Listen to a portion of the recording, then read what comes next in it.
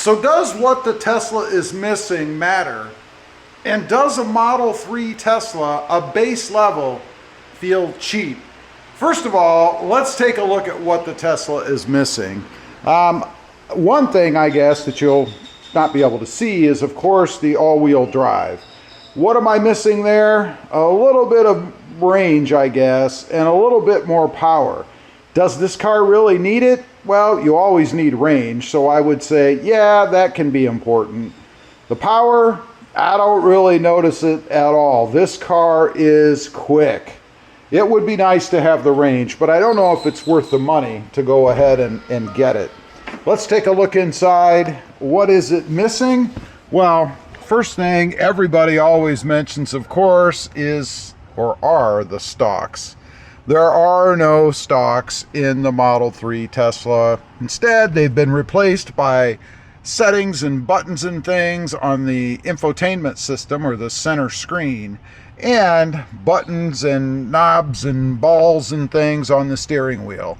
Got to admit, there is a slight learning curve when you first get this car. You need to get used to pushing on these areas for turn signals, lights, and then windshield wiper cleaning, I guess, and some other things on the screen. But in the end, it's not really a big deal. I actually like it better the way that it is.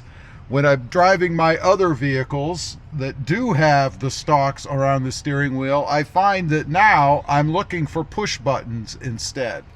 As far as whether or not this car feels cheap, of course, this is the base level Tesla Model 3. The only extra option, I guess, that came with the car when I bought it, or I added, was the paint. I spent the $1,000 or whatever it was so that I could have the blue exterior, which I really love, by the way.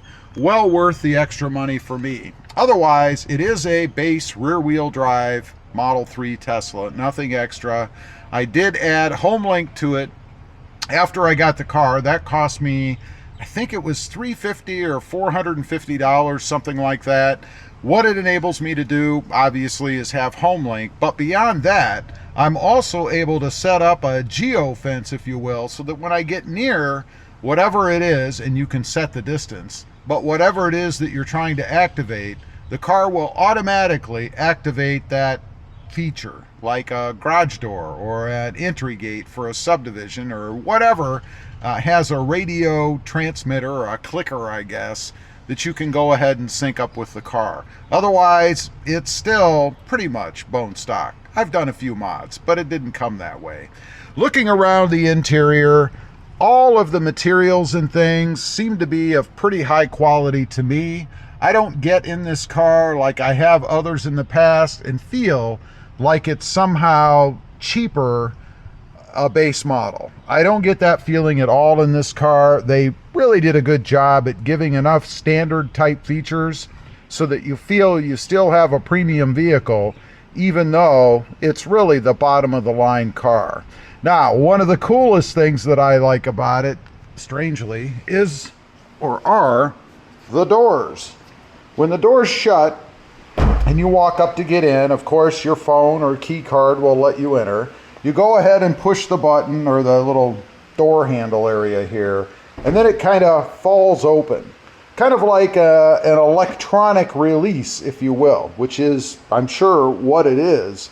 And then when you close the door, listen to this sound.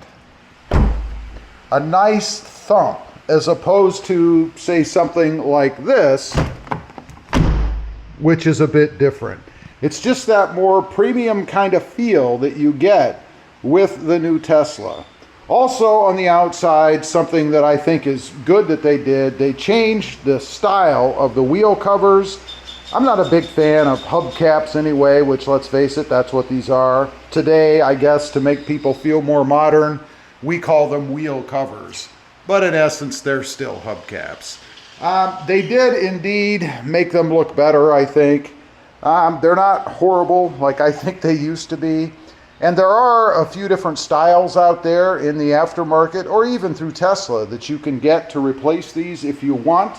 And the nice thing about this is that Tesla didn't put some ugly steel painted junker looking wheel underneath either.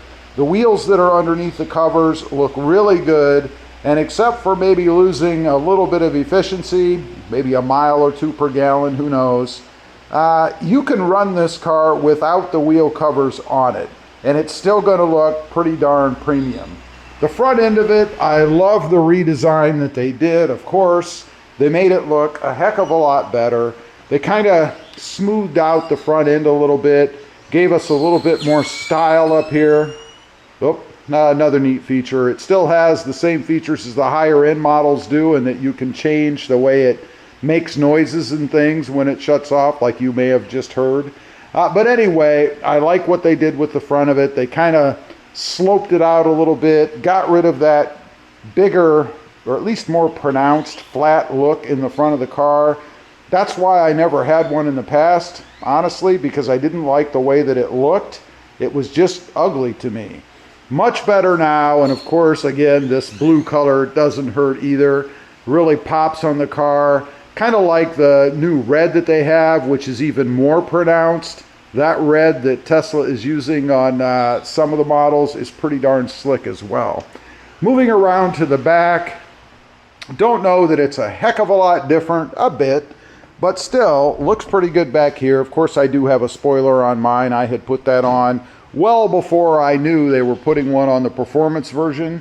So I imagine there's probably folks out there that will think this is the performance version because I have this spoiler on. Pretty simple to do, and I would recommend, if you're gonna put one on yours, you didn't buy the performance version, that you get one in the aftermarket and do it yourself. Much cheaper option than getting it through Tesla. Even though they'll install it, they're going to charge you about $300 to put that thing on if you look at the price. I think the cost of theirs is something like $450 or something like that. Mine cost $90 and I installed it. Pretty darn simple to do and will save you a lot of money. So anyway, no, I don't think the car is really missing anything that really matters, a base level Model 3.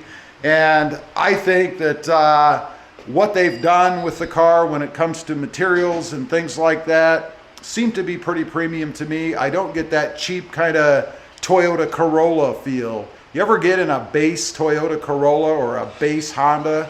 They always feel really, really cheap inside. We don't have that with the Tesla Model 3 base. Leave a comment. Let me know if you agree. I'd be curious to know. Thanks for watching. Stay safe out there. Bye.